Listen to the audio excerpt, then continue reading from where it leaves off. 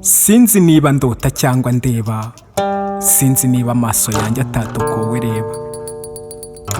Ndareba u Rwanda rutandukanye n'urwo nsanzwe ngenda, ndabona isi itandukanye n'iyo ntuye, mbese ibyo mbona birandenze. Ndabona isha itamba, ndabona isi isamba, ndabona bagenda, ndabona bigenda, ndabona bivanze, rurema bintu usobanura byamvanze. Iyi nkubiri ya viziyo yihoshe, ihonge ihombanire kuri abawe nyagasani. WhatsApp, Facebook, Twitter n'ibindi byinshi byaraje, ni iterambere ryiza rwose, ndashimye simba ijoye. Ese post na chat, stati na tweet, video call na phone call bizakubwira ko natewe? Bikubwire ko ngushaka, bingenderere ndwaye, ese nzabihobera umunsi nzaba mfite agahinda? Mbwira nawe ntumbeshye, ibyiza turabirata. Murandasi n'iby'ubu si bibi cyane simbirwanya, ikibi nuko byaduhugije bitwaye benshi, bisoje rwa rukundo rwa gihanga twahawe. Bizonze benshi birenze bwaki nibiza, iyi nkubiri iteye ishozi nirorere, niturebe ibyiza byayo maze ibi bitubyange rwose. Inama ntituzumva ngo nukwiyumvira music ziri hit, ibiti twabivuniye mu matwi ntidushaka kumva ibitureba. Amaso yacu ahugiye kuri stati na chat, ku maselfie menshi ngo me at the meeting. Mbese turagana he nimba twese tubirenze ingohe? Byabaye ibisanzwe nta mubyeyi ukirera umwana, bari busy cyane ngo abakozi nibyo bashinzwe, homework, discipline na revision, ibyo ni ibya teacher wa cours d'histoire. Uburere buruta ubuvuke, ibyo byabaye amateka.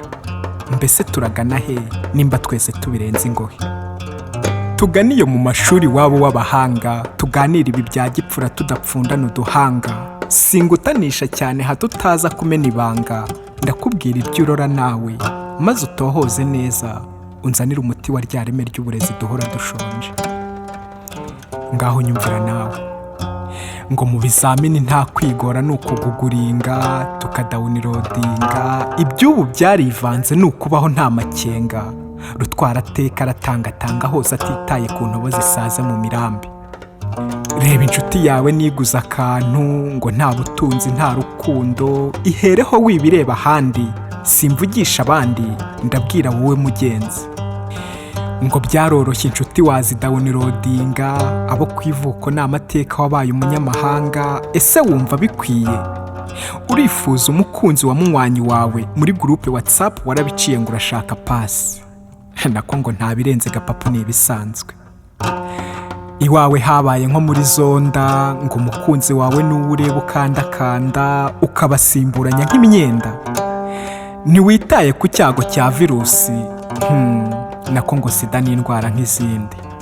Aha, abari bubu bo ngo icyo batinya ni indashenge, barishakira gusireyinga. Gusa si bose, sinumvwe nabi n'impanuro. Fungura amaso mugenzi wanjye, reba neza wisamara, ni vision ndabyumva rwose, ni ugushakisha amaronko nibyo cyane. Gusa tekereza neza ku bawe mu mwanya bakwiye. Tekereza neza ku mwanya wawe rwose. Uwo utagaguza mu nshuti wita zawe kandi nta mumaro wazo, umwanya wawe utwarwa na za mbuga zizonze benshi, dore umuryango wawe ni wowe ureba, dore umuryango wawe ukwitezeho byinshi cyane. Sobanukirwa isano yawe n'isi, usesengure neza isura yawe muri rubanda, usigeho usubire ku isoko, inzozi zawe ni nziza wizihunga, ibyo bigare bihunge nta hazaza habyo. Umusizi usiza amasoso yombi uwo rugira yasobetse inganzo itari imigenzo.